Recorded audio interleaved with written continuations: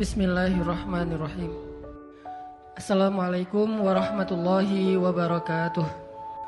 Alhamdulillahi alladzi hadana li hadza wa ma kunna linahtadiya laula an hadanallah. Asyhadu an la ilaha illallah wahdahu la syarikalah wa asyhadu anna Muhammadan abduhu wa rasuluh la nabiyya ba'dah. Radina billahi rabba wa bi Muhammadin nabiyya wa bil islami dina.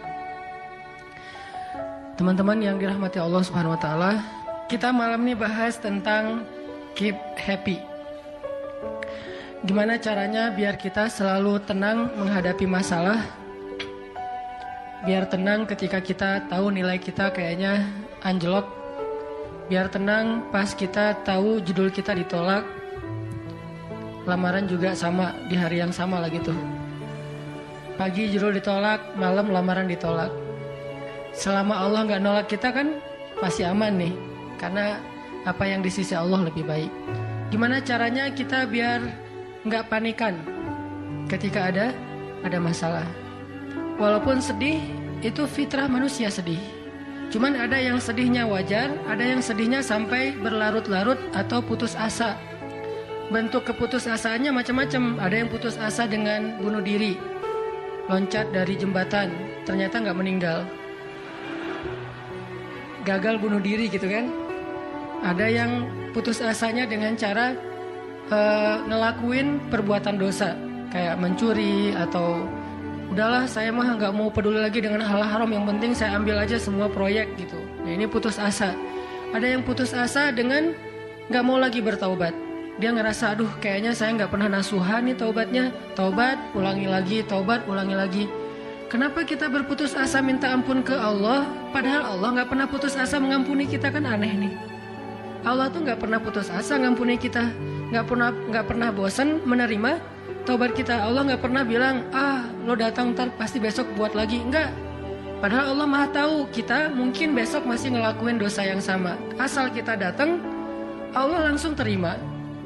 Seolah-olah Allah tuh kayak husnuzon banget sama kita.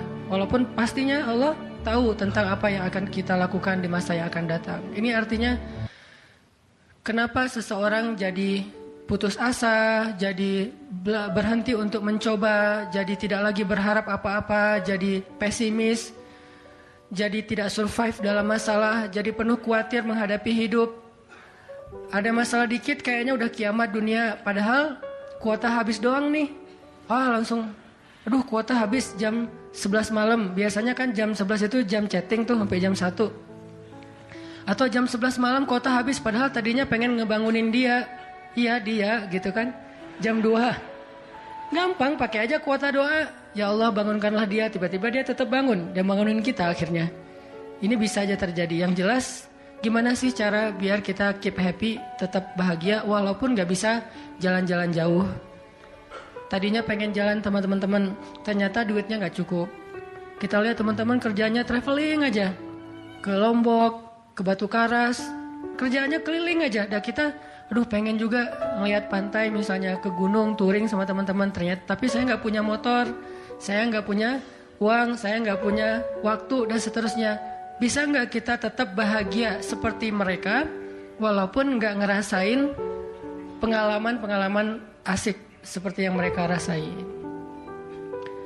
Gimana caranya biar ketika kita sujud itu sama nyamannya dengan ketika kita tidur di atas pangkuan istri? Belum ya? Gak tahu sih rasanya. Pokoknya itu keren banget loh. Salah satu yang bikin saya kalau gak bisa tidur itu tipsnya adalah tidur di atas pangkuan istri. Langsung tidur. Cuman masalahnya susah bangun. Nah ini nih, gimana caranya kalau kita sujud rasanya senyaman itu? Gimana caranya? Bukankah kita selama ini mungkin, kita atau saya lah, pas sujud pengen cepat bangun. Gimana caranya sujud gak bangun-bangun? Pas kita sujud, aduh pengen lama gitu sujudnya teh. Terutama kalau sholat sendiri. Kalau sholat jamaah memang gak boleh. Kenapa? Karena hajat orang beda-beda. Tapi kalau sholat jamaah mah standar-standar aja. Tapi giliran sholat sendiri, itu sampai orang kewalahan ngikutin Nabi. Dan itu bukan cuma Nabi, sahabat juga kayak gitu. Siti Aisyah, istri Nabi tuh, Siti Aisyah itu pernah sholat duha kurang lebih 4 jam, itu cuma baca 1 ayat doang loh. Famanallahu alaina wa waqana adzabas samum. Dia baca sendiri, agak keras karena dia di dalam rumah sendiri. Lewat seorang sahabat, lewatin rumah Aisyah mau ke pasar, mendengar Aisyah lagi sholat. Famanallahu alaina wa waqana adzabas samum. Nangis. Akhirnya sahabat ini pergi ke pasar. Dia belanja segala macam, balik lewat lagi rumah Aisyah. Setelah kurang lebih 2 jam, pas dia lewat lagi rumah Aisyah, dia masih mendengar Aisyah membaca kalimat Famanallahu alaina wa waqana adzabas samum. Nangis lagi. Jadi 1 rakaat dengan 1 ayat itu bisa 2 jam, 3 jam yang dilakukan oleh para sahabat. Kenapa kok betah banget? Sama kayak kita betah banget nonton film, betah banget dengerin musik kesukaan kita, diulang-ulang lagu yang sama kan ya. Mungkin 1 lagu itu durasinya sebutlah 2,5 menit, 2,5 menit. Tapi diulang-ulang bisa sampai setengah jam mendengar lagu yang sama. Bukan 1 album, 1 lagu. Kenapa kita betah? Nah, gimana caranya kita juga dapat kebetahan kayak gitu ketika dengerin bacaan Al-Quran, ketika kita membaca Al-Quran sendiri, ketika kita sholat. Sampai ada istri Nabi sholat sambil ngikat badannya di dinding. Jadi dia bikin tali ke dinding gitu, terus dia ikat badannya, sehingga kalau dia udah gak kuat lagi, dia bersandar dengan ikatan tali di badannya, saking lamanya berdiri sholat. Coba bayangin, berarti kan semalaman tuh. Kalau udah gak kuat, dia berdiri itu sambil badannya keikat di tali. Dan Nabi melihat itu menangis karena melihat kesungguh-sungguhan para sahabat dan sahabiat dalam beribadah kepada Allah. Dan itu bukan paksaan siapapun. Nabi gak pernah maksa kayak gitu. Mereka sendiri berinisiatif. Jadi tutorialnya dibikin sendiri gitu. Saya sholat kalau malam-malam kayak gini jadi agak gak kuat. Atau saya lagi sakit nih, lagi lemes nih, lagi kurang makan. Ya udah deh, agar tetap bisa berdiri, dia ikat tali, dia ikat ke badannya, terus berdirinya kayak orang-orang setengah sadar gitu. Nah, ini menunjukkan ada kenikmatan yang luar biasa yang mereka dapetin ketika mereka dekat dengan Allah Subhanahu wa taala. Gimana sih caranya biar kita bisa kayak gitu? Gimana caranya kita entertain kita itu adalah zikrullah. Boleh-boleh aja kita entertainnya nonton film, dengerin musik-musik yang positif. Entertain kita mungkin chatting, entertain kita mungkin update status, entertain kita mungkin kepoin mantan misalnya. Boleh-boleh aja selama masih wajar. Tapi bisa nggak entertain kita yang lain itu zikrullah? Dengan mengingat Allah kita jadi terhibur gitu. Dan itu entertain luar biasa pahalanya. Gimana caranya? Ini yang kita pengen belajar malam ini, sehingga kita bisa tetap happy walaupun dalam keadaan tadi akhir bulan, dalam keadaan habis diputusin, dalam keadaan ditolak, dalam keadaan bingung, galau, segala macam termasuk habis pulsa. Tetap bisa happy. Pas telepon, pulsa Anda tidak mencukupi. Masya Allah gitu. Senyum gitu ya. Bukan mana nih apa panik. Biasa aja. Nah, ini kita perlu belajar. Saya juga merasa butuh mempelajari lagi gimana caranya biar bisa ngerasain itu. Dan nasihatnya bukan dari saya, karena saya juga masih belajar, belum istiqomah amat nih. Tapi nasihatnya dari para ulama yang diambil dari ayat Al-Quran dan hadis-hadis Rasulullah SAW. Nah, sebelumnya coba kita perhatiin dulu kisah tentang ketenangan dengan mengingat Allah tuh kayak gimana. Salah satunya ada di surat At-Taubah yang terkenal. A'udzu billahi minasy syaithanir rajim. Illa tansuruhu faqad nasarahu Allah. إذ أخرجه الذين كفروا ثاني اثنين إذ هما في الغار إذ يقول لصاحبه لا تحزن إن الله معنا فأنزل الله سكينته عليه وأيده بجنود لم تروها وَجَعَلَ كَلِمَةَ الَّذِينَ كَفَرُوا السُّفْلَى وَكَلِمَةُ اللَّهِ هِيَ الْعُلْيَا وَاللَّهُ عَزِيزٌ حَكِيمٌ. Kalau kalian tidak menolongnya, maka sungguh Allah akan menolongnya. Seperti ketika orang-orang kafir mengeluarkan dia dari kota Mekah pada saat dia menjadi salah satu di antara dua orang yang berdiam di dalam gua, yaitu Gua Thur. Ketika ia berkata kepada sahabatnya, yaitu Abu Bakar, dia di sini siapa? Rasulullah SAW. Ketika dia berkata kepada sahabatnya, La tahzan, innallaha ma'ana. Janganlah kamu khawatir, bersedih, takut, itu sama.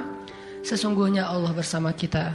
Maka Allah Subhanahu wa Ta'ala menurunkan rasa ketenangan kepadanya dan menolongnya dengan tentara yang kalian tidak bisa melihat. Sehingga Allah menjadikan kalimat orang-orang kafir itu menjadi dikalahkan atau rendah. Dan kalimat Allah adalah kalimat yang tinggi. Dan Allah Maha Perkasa lagi Maha Bijaksana. Ini kan kata-kata yang paling populer ya. La tahzan, innallaha ma'ana. Tips pertama kalau kita pengen bisa lebih tetap tenang, happy ketika kita dalam tekanan adalah kita tuh memang harus punya sahabat yang selalu mengingatkan kita kepada Allah Subhanahu wa Ta'ala. Sahabat yang mengingatkan kita kepada Allah. Ini yang terjadi kepada Abu Bakar As-Siddiq. Sekelas Abu Bakar yang imannya sampai ke derajat Siddiq, bukan cuma mukmin loh, Siddiqun. Kan ada mukmin, ada muttaqin, ada siddiqin. Ini udah derajatnya Siddiq. Arti Siddiq itu udah nggak ada lagi keraguan di hatinya. Udah nggak ada lagi masalah sedikit pun. Ketika orang-orang ragu, Abu Bakar tetap yakin. Salah satu kasusnya pas Nabi pulang Isra Mi'raj. Nabi bilang bahwa saya baru pulang dari Palestina dan baru naik ke langit semalam. Diberitakan ini kepada orang-orang kafir Quraisy, tapi orang-orang kafir Quraisy nggak percaya. Lalu ketika para sahabat-sahabat lain mendengar, mereka kayak ragu-ragu gitu, bener nggak ya, bener nggak ya? Lalu ketika ditanya kepada Abu Bakar, ya Abu Bakar, lihat tuh teman kamu makin gila aja. Emangnya kenapa, kata Abu Bakar? Dia ngaku-ngaku baru pulang dari dari Palestina. Dia ngaku-ngaku baru pulang dari langit. Katanya Isra dan Mi'raj semalaman, dalam waktu 1 malam. Lalu Abu Bakar bertanya, siapa yang bicara kayak gitu? Dia atau kalian? Kata mereka, Muhammad yang ngomong kayak gitu langsung kepada kami. Kata Abu Bakar, kalau Muhammad yang ngomong kayak gitu, maka benar. Dia nggak mau tanya gimana caranya, berapa lama waktunya, kapan, siapa yang membawa dia. Nggak nanya apapun. Kalau Muhammad yang ngomong, maka itu benar. Ini artinya siddiq, nggak banyak tanya, percaya banget. Kalau ayatnya kayak gitu, udah cukup. Kalau hadisnya kayak gitu, udah cukup. Kalau kata ulama kayak gitu, saya ikut. Nggak ada kenapa kayak gini dan seterusnya, nggak. Ini menunjukkan Abu Bakar itu orang yang sangat luar biasa imannya. Tapi dia tetap manusia. Gimana pun imannya udah kuat, mantap, siddiq, ketika ada masalah, sifat dasar manusia itu keluar lagi, yaitu khauf, rasa khawatir, takut. Dan yang luar biasa, khawatir dan takutnya Abu Bakar itu bukan untuk keselamatan diri beliau. Abu Bakar itu khawatir terhadap keselamatan Rasulullah SAW. Jadi bukan keselamatan Abu Bakar. Kalau kita mungkin khawatir terhadap keselamatan diri sendiri nih. Kalau Abu Bakar derajatnya khawatir terhadap gimana ya Rasul, kalau mereka ngelihat ke bawah, ke kakinya, pasti kita akan ketahuan. Karena mereka sembunyi di sebuah lubang, nggak gua sih, kecil, lubang di bukit Jabal Thur. Dan orang-orang kafir Quraisy sudah datang ke lubang itu, berdiri tepat di pintu gua. Kalau mereka ngelihat ke bawah, udah ketahuan tuh, kelihatan Rasulullah sama Abu Bakar. Sehingga Abu Bakar berkata, ya Rasulullah, kalau mereka ngelihat kita sedikit aja ke bawah kaki mereka, mereka akan menemukan kita. Gimana ini ya Rasul? Saya khawatir terhadap keselamatanmu. Apa kata Nabi? Ya Abu Bakar, ma dhannuka bitsnain, Allahu salisuhuma. Wahai Abu Bakar, kenapa kamu pikir kita cuma berdua? Allah yang ketiga di antara kita. Baru la tahzan, innallaha ma'ana. Jangan khawatir, Allah bersama kita. Kata-kata ini kalau diucapkan oleh orang solih, pada waktu yang tepat ketika kita ngalamin satu masalah besar, itu akan luar biasa memberikan efek ketenangan buat kita. Tapi waktu yang tepat. Kalau normal-normal aja kayaknya agak kurang ngaruh nih. Makanya kata-kata kayak gini itu timingnya tuh harus pas. Dan yang mengatakan orang yang memang punya aura kesolehan yang luar biasa. Sekelas Rasulullah kurang apa? Itulah sebabnya kenapa kita harus punya banyak, atau setidaknya kita punya seorang sahabat, seorang teman yang solih, yang sering mengingatkan kita. Minimal istri. Kenapa? Karena kalau kita galau dalam urusan kerjaan, nanti pas kita pulang ke rumah, yang akan bilang la tahzan innallaha ma'ana adalah pasangan kita. Dengan nada yang lembut, dengan senyum yang khas, dengan dekapan yang mungkin penuh kasih sayang, itu benar-benar bisa bikin kita tenang. Gak tahu tenang karena kata-katanya atau dekapannya nih, nggak. Saya juga bingung. Dua-duanya kali ya. Dia bilang la tahzan ya azizi. Panggilan buat suami bahasa Arabnya yang lembut tuh azizi. Bukan al-aziz ya. Al-aziz mah nama orang. La tahzan ya azizi atau ya habibi atau ya albi. Albi itu artinya jantungku. Jangan dipakai deh, biar saya aja yang pakai itu. La tahzan. Jadi misalnya kayak suami galau tentang kerjaan. Mah, papa lagi galau nih. Kenapa, Pak? Di kantor itu kemarin kita ada tawaran proyek. Cuman proyeknya kayaknya cara untuk ngedapetin proyek itu cara-caranya tuh agak-agak kurang baik gitu. Ada suap segala macam. Tapi itu proyeknya untung besar loh, Mah. Nah, kalau kita nggak suap, kita nggak akan dapat proyek itu. Ini gimana nih, Mah? Diambil nggak? Kan galau nih. Udah istikharah belum mantap nih hatinya. Istrinya yang bilang, Papa, Allah yang kasih kita rezeki. Kalau Papa ninggalin sesuatu karena Allah, Allah akan ganti dengan yang lebih baik. Pasti dari booster ya, Mah. Nyontek gitu ya. Nah, kalau dia ngomong kayak gitu kan jadi mantep nih. Kayak saya juga pernah ngerasain lagi kayak sedih gitu, lagi galau karena satu urusan. Istri mengatakan, udah serahin aja sama Allah. Kan jadi mantap kan hatinya. Hal-hal yang kayak gini nih. Kalau belum punya pasangan, temen. Sehingga Nabi mengatakan, Al-mar'u ala dini khalilih. Seseorang itu bergantung loh kepada tingkat kesolehan temannya. Kalau temannya soleh, insya Allah dia akan terjaga oleh teman itu ketika dinasehati, diingatkan. Saya aja ngerasa banget yang kayak gitu. Ada masa-masa ketika saya kayak futur. Futur itu teman-teman artinya lagi lemah imannya. Mungkin banyak lalai, banyak main, sedikit manfaat. Walaupun ada juga banyak main, banyak manfaat. Itu mah tagline entah siapa akunnya gitu. Lagi futur nih ya, lagi futur. Lemah, ngerasa bangun tahajud kayak susah gitu. Ke masjid males, zikir gak khusyuk, tilawah Al-Quran gampang ngantuk. Jalan sama seorang teman saya yang dia bukan ustadz sama sekali. Bahkan dia ngakunya belajar ke saya. Gak tahu benar apa enggak. Yang sejatinya mungkin saya belajar ke dia. Lagi jalan, setelin tilawah Al-Quran. Yang baca saya lagi tuh. CD tilawah Al-Quran saya. Saya kan gak pernah mendengar CD sendiri. Pas diputarin itu siapa? Lah itu ustadz. Oh ya. Baca surat Al-Mulk. Tabarakalladzi biyadihil mulku wa huwa ala kulli syai'in qadir.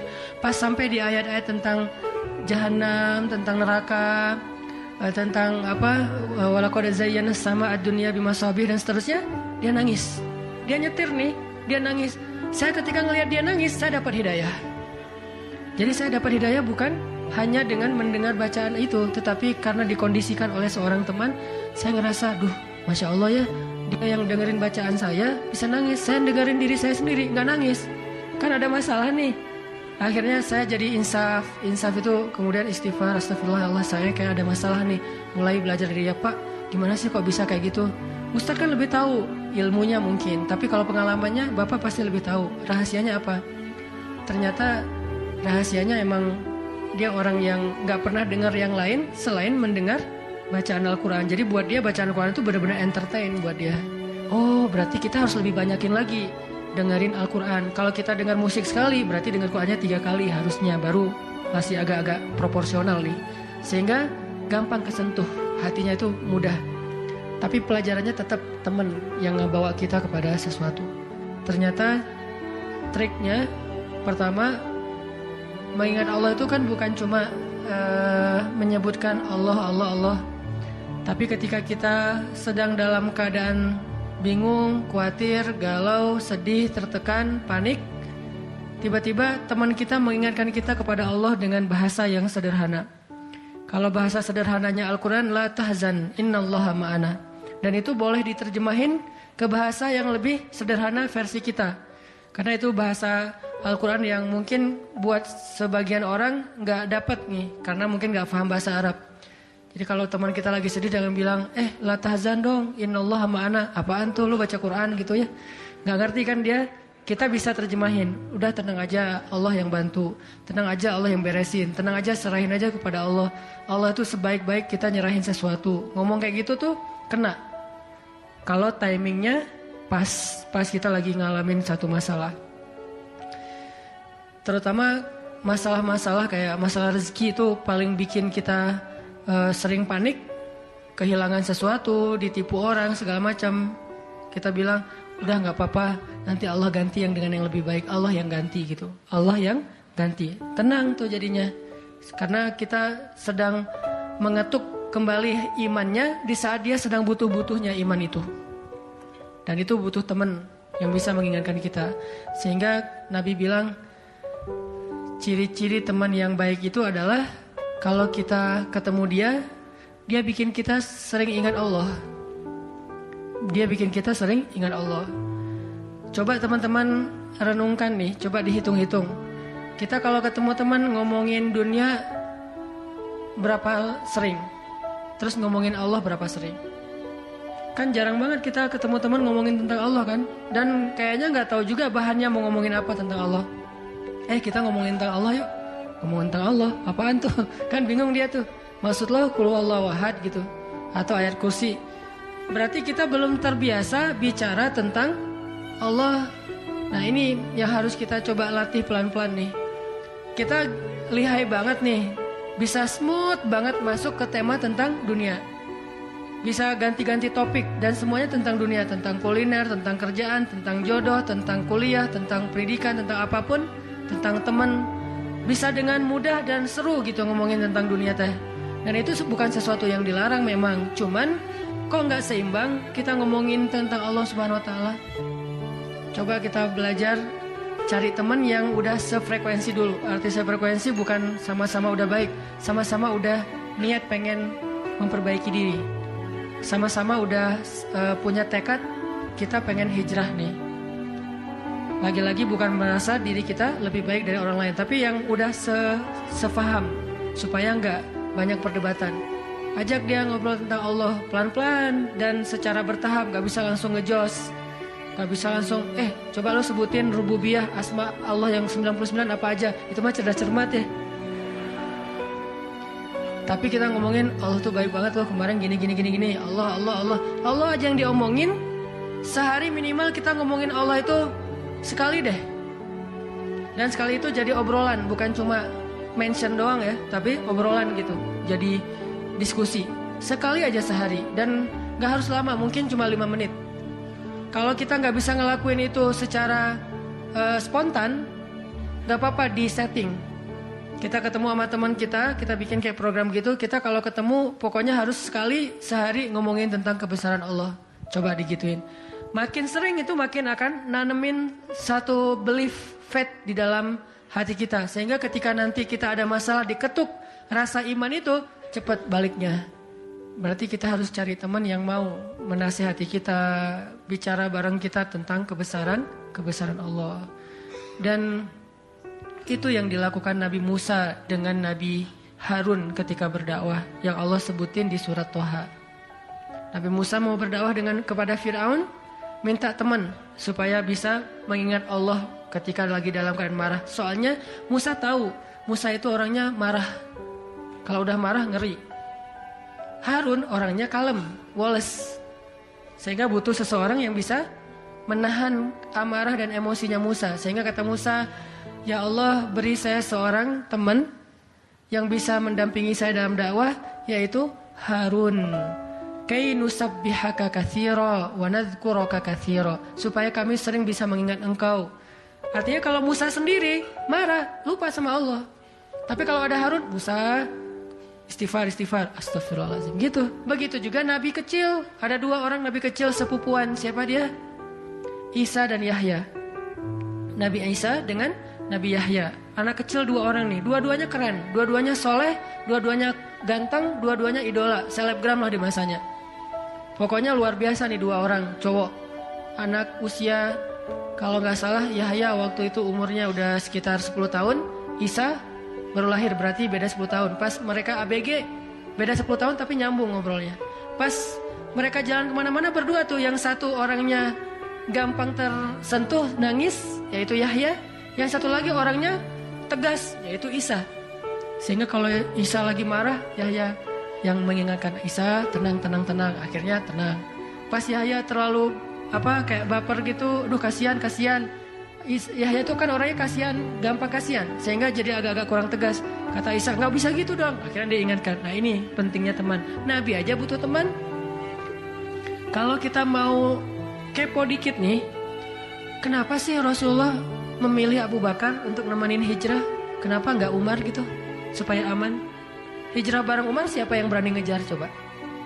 Umar berdiri depan Ka'bah. Ya ayuhan nas, ya ma'syara Quraisy, wahai manusia, wahai orang Quraisy, fa'lamu anni muhajir. Ketahuilah saya pengen hijrah, kata Umar. Siapa yang pengen istrinya jadi janda, anaknya jadi yatim, tunggu saya di balik bukit itu. Ada yang berani? Diam semuanya. Coba Rasul kalau hijrah bareng Umar, enak kan?